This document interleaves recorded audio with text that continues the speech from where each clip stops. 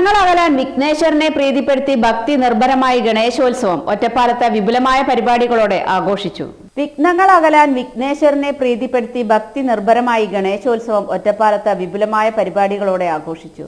കേരളശ്ശേരി, മണ്ണൂർ, ലക്കിടി, പേരൂർ, പാലപ്പുറം മേഖലകളിൽ നിന്നുള്ള ഗംഗ ഘോഷയാത്ര, അമ്പലപ്പാറ, ചുനങ്ങാട്, വരോട് മേഖലകളിൽ നിന്നുള്ള യമുന ഘോഷയാത്ര, അനങ്ങനടി, വാണിയംകുളം, മനശ്ശേരി, പനമണ്ണ എന്നീ ഭാഗങ്ങളിൽ നിന്നുള്ള കാവേരി ഘോഷയാത്ര, മായന്നൂർ മേഖലകളിൽ നിന്നുള്ള സരസ്വതി ഘോഷയാത്ര എന്നീ ഘോഷയാത്രകൾ സംയോജിച്ച് മഹാഘോഷയാത്ര നഗരപ്രദക്ഷിണം നടത്തിയാണ് നിമജ്ജനം ചെയ്തത്.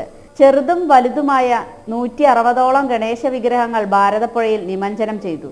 ഭക്തിയോടെ ആയിരക്കണക്കിന് ആളുകൾ ഘോഷയാത്രയിലും തുടർന്ന് നടന്ന നിമജ്ജന ചടങ്ങിലും പങ്കെടുത്തു.